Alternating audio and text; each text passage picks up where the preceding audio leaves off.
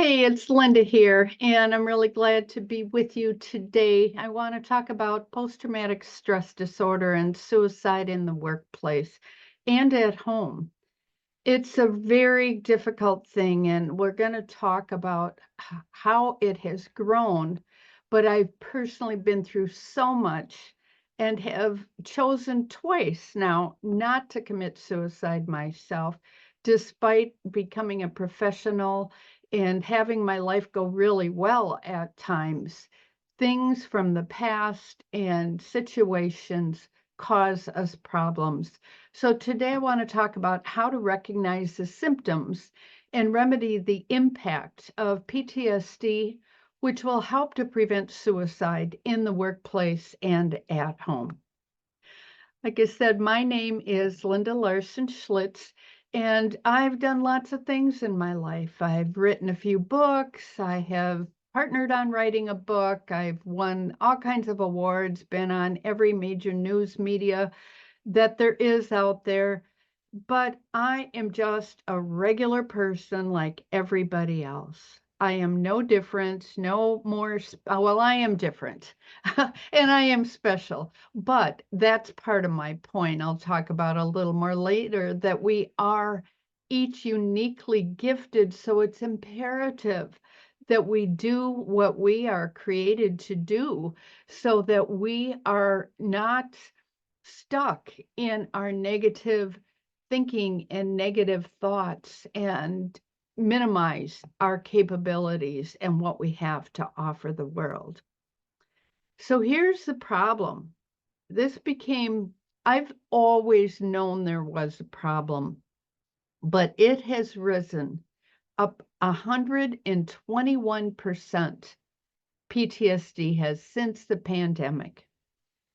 Further sustained attention, which means that people who can't pay attention to their jobs or their work life or their home life, it's 47% worse than pre-pandemic. This includes kids, anybody, parents. For men, the data is even more concerning, 74% worse than in February of 2020. And these statistics were taken in 2022. Here we are now in 2024, and I can tell you that things haven't changed a whole lot since then. This is a problem we need to talk about. So, for many years, let me just give you a little background on my story. I grew up in a wonderful family where we lived on a farm. Mom and dad were very supportive. We worked hard like farmers do, very busy, 6 kids in the family. But my brothers went to two of my brothers ended up all three of my brothers, older brothers, ended up going into the service. And that was difficult having brothers overseas, one in Vietnam, two in Germany. And so that was really hard for me growing up. I was a teenager, had two younger siblings I had to take care of. And I got involved not till my senior year in high school, but I started drinking. I got involved with some people that were not great influences, ended up getting raped. I ended up getting pregnant. It was 1973. Abortion was legal. I didn't even really know what it was. But after going through that and then getting married, getting a divorce, oh, so many things in my life that became my first suicide plan that I had. And it was at that point that I said, God, if you're real, somebody give me a Bible. I'd grown up in the church, but that didn't sustain me through all those, because all those things I'd been through were things that didn't have counseling. We didn't have counseling back in those days. We didn't talk about mental health. We didn't know what depression was. And certainly the impact of alcohol and drugs was not helping. So I realized that if God had a plan for me, and if I was actually going to do something other than drink and drug myself to death and do all the other crazy sex, drug, and rock and roll of the 70s. I needed help. And so I literally got on my knees and said, if you're real, prove it to me. Long story short, here I am 48 years later, clean and sober, and just a wonderful life that I have right now. And obviously, it has not been a loser life like I called myself back then. God has done great things in and through me, and He will do that in and through those who you may think are lost causes. Nobody's a lost cause. Everybody is an irreplaceable asset. Though we may look at TV and we may hear about stuff going on through the world, yes, I still believe that people are worth reaching out to and helping and saving and getting them to a place where self-destruction, whether by alcohol and drugs, their suicide attempts, or any other addictive behavior or negative behavior, it's just not worth it. And we can do something. But first, we need the knowledge. According to the National Institute of Mental Health, as many as 4.8% of adults in the United States had seriously thought about suicide in 2019. And at that point, suicide was rated as the 10th leading cause of death. But in 2021, after the pandemic kicked in just 2 years later, and now again, we're in 2024, new statistics haven't come out yet, but 12.3 million American adults seriously thought about suicide. 3.5 million planned a suicide attempt and 1.7 actually attempted suicide. And get this, it was 10th leading cause of death in 2019. In 2021, suicide was the second leading cause of death for people 10 to 14. 10 to 14, listen to that, and 25 to 34, second leading cause of death. And it was the third and the fifth leading cause of death for people 15 to 24 and 35 to 44, respectively. Between 20 and 21 and 20, the suicide rates increased exponentially. Unbelievable. And we need to make the changes.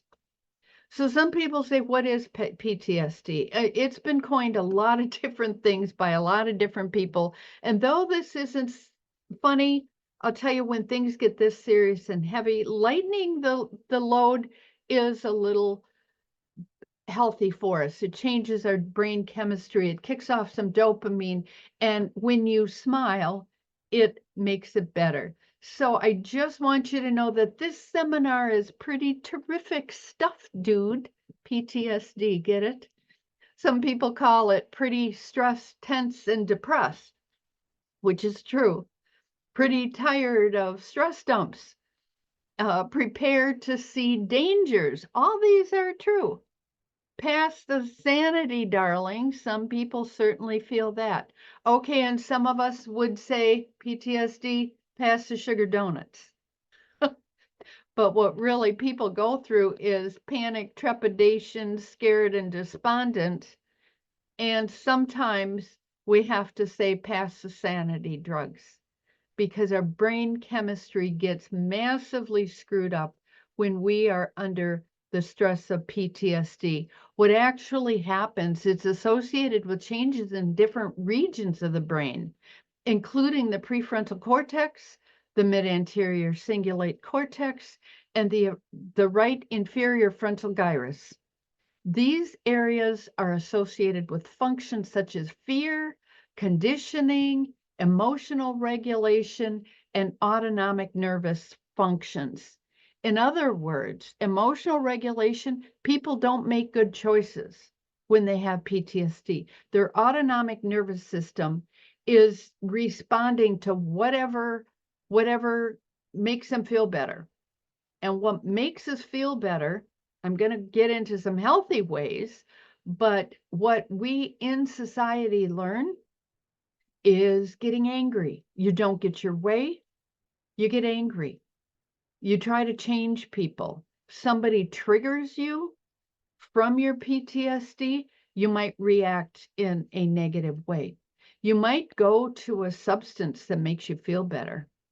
And it could be alcohol, it could be drugs, it could be gambling, it could be sex, it could be even social media, pornography.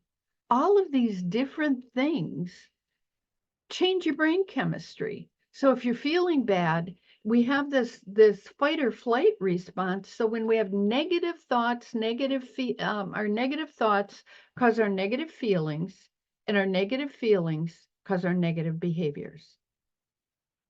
Likewise, positive thoughts cause positive feelings, which cause positive behaviors.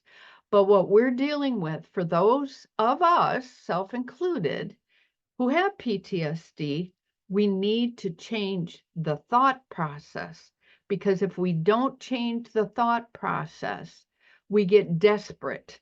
Because if none of these other things work, all of these other alcohol, drugs, it could be food, it could be whatever, if we're not literally committing suicide, we may be eating or drinking or drugging ourselves to death. And that's what happens. Now, why does this happen? Why are we going through all of these suicide and all the PTSD? Grief is one of them. There has been a 5 times increase in natural disasters related to climate changes, fires, floods, storms, and then COVID-19 on top of it. And now it continues. Now we've got RSV. Now we've got different flu things. We've got all kinds of illnesses that are still killing people at extraordinary amounts. Another horrible, horrible thing is firearm suicides and homicides. It has drove the nation's firearm death rate from 13.5 to 14.8 deaths per 100,000 between 2020 and 2020 alone. Suicides and homicides, again, now, a few years later, significantly gone up. According to the U.S. Worker Report, threats against law enforcement and the military, including judges and legislators, were the most common. And totals have gone up among public officials as well. So these are awful statistics that we need to do something about. Is there any hope? Where do we begin? Well, knowledge is power, and compassion changes lives. In 2001, my husband and I opened our first sober house for homeless veterans, people coming out of jail, prison, recovery, hospitals. All of these people, all of them had trauma of some sort in their life. It may have been military. It might have been sexual abuse. It might have been sexual assault. It might have been family dying. It was, for many of them, divorce and losing their children, losing everything they had. By the time they came to us, they had a backpack, maybe. We had one guy that came from the hospital. We just watched show last night, and the guy, and Obi-Wan was on it, Star Wars, and the social worker from the hospital called me and said, Obi-Wan, you're my only hope. And this guy was struggling, but over the course of years, through our help, they were able to overcome this. So symptoms of PTSD, at least one re-experiencing symptom, which means that you're going through it again. You're having triggers and you're remembering it. This can happen at work, wherever, in relationships, in the 4th of July, at least one avoidance symptoms where you avoid being around people. You might avoid being around work. You might avoid whatever thing triggers you. at least 2 arousal and reactivity symptoms. That means like when you're going to, we had a guy that a car backfired and boom, he hit the ground. Been in Vietnam. So one of those, or reacting to something, startle response, at least 2 cognition and mood things. And these are those symptoms of anger, depression, anxiety, because we've got all these toxic thoughts of flashbacks and rage and resentment and pain. What we need to get to is the healthy thoughts of, hey, stuff happens. I did my best. It's time to move on. There's nothing I can do about what happened, and that's okay. I will forgive. I can let go of this. This is the change that we literally need to make. And the good news is that our brains are neuroplastic, and we can change these thoughts. We can create new happy memories and good thoughts and fun times, because our brains have these muddy ruts, these neural pathways with these toxic thoughts that literally make us sick. About over 90% of our physical illnesses cause mental and physical illnesses. Think of it. You're stressed out, you get headaches, you get ulcers, you get backaches, you get high blood pressure, you get heart attacks. All these come from, if you think about it, stress. And it may not be immediate stress causing a heart attack, but stress causes you to eat and drink more and the wrong foods because you have cravings. And now you're dying of being overweight or drinking too much. So there is a connection. They're like a plant, and our brains need the right food and water to produce fruit. Our thoughts and memories are part of the food chain, literally. And we can decide what thoughts to feed our brain, and it changes our brain chemistry so we can be more balanced. As employers, as parents, as teachers, there is hope. Don't give up. Hope for me is help. We can't do this alone. There's help available, whether it's us or someone else. There's opportunity. Life is an AFGO. I call it another flipping growth opportunity. We may not want it, we may not like it. But when I think of flipping, when you're flipping, I used to be in tumbling, we called it. And when you do a flip, you change perspective all the way around. And this particular workshop is being offered by perspective shifters. That's what we do. So if you need perspective shifting, please join our group. Praise. Great job. If you made it through a traumatic event and you are here to find more ways to get over it, you have succeeded. Give yourself and others praise. And encouragement's a bit different. Encouragement is, you got this. You can do it. You're capable. You're competent. You're resilient. You can let go of the pain and get well again. And your experience can help others. It is important. So first off, think, is this thought necessary? When that thought pops in, that traumatic events, that awful memory, that shame, that guilt, think, is it helpful? Yes, it's helpful. It's helpful to think about this. Why? Why is it helpful? Is it benefiting you in some way? Sometimes it is, but most often, reliving those thoughts over and over again just create that deeper muddy rut in our neural pathway. So decide, is it helpful? Yes. If not, let it go. Let it go before it even gets into your brain to create a new memory. You don't need to go over it and over and over and over it. Let it go. Go, nope, not today, devil, not today. That's what I do. And it helps tremendously. Practice the 3 Gs. We do this every morning and throughout the day. My husband and I have been doing it since 2008. First one's gratitude. It's the most beneficial chemical thing we can do in our brain to create better brain chemistry. So make a list of everything you are grateful for. And our homeless guys, the first year they come in, you probably won't put this on your list until I tell you, and you better put it on, because every time you go to the bathroom, you will appreciate toilet paper like those guys did when they came in from living outside in the wintertime. In the summer, you can grab a leaf in the United States, at least. In other places, you can't. And that was the first thing on their list. First thing was underwear, first thing toilet paper, second thing underwear, third thing jeans. So think of those things when you make your gratitude list. Goals. Getting up in the morning. That's a goal that a lot of people don't reach. And every time you reach one, you get up, you brush your teeth, you take your meds or whatever, your vitamins, you go to work, you eat breakfast, whatever you do, go, good for me. I did it. I'm grateful that I had food to eat. And now I'm going to keep doing it. And what you're good at. You need 12 positives for every negative to balance self-esteem. So what is your self-talk? How can you help someone else feel better?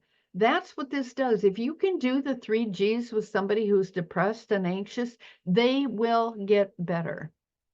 They will feel better, even for a moment, but give them 12 positives for every negative. And it will change the brain chemistry, which will change their feelings about themselves and will change their goals, because they'll realize they're capable of going on. And so are you. So who's on your team? You're not alone. Neither are they. Who are the family and friends? Who are the coworkers that can support you and those that you love or care about or responsible for? There are counselors. If this is a work environment, people from work looking at this, almost every work environment has an EAP, at least the big ones. And your faith, that's what got me here. Without my faith, I would not be here literally today. I would not be here. My second suicide thing, I'd started drinking again, and I got to a point where I was in a relationship. It was not going well, and I decided I'd quit drinking, but I was just hanging on by a thread, and I was thinking of killing myself again. But my faith and my friends and my people in my 12-step program and hotlines and the networking, all of that got me through, and it can get you through too. So if you're struggling today, you can call 211, easy number to call, and that is usually, in at least the United States, our local hotline. The Veterans Crisis line is 988. And also for the veterans, you press 1 after you dial 988, because 988 is the Suicide and Crisis Lifeline. So if you are struggling, you can call that number anytime. If you're a veteran, just press 1. And then there's the National Mental Health Hotline also, which is 866-903-3787. You can call any of these numbers and they will help you. If you are struggling or you need a speaker, please contact me. I would love to talk to you.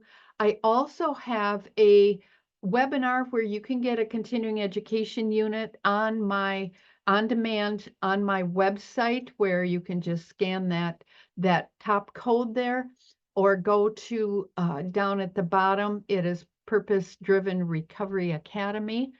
You can find me at LindaLarsonSchlitz.com.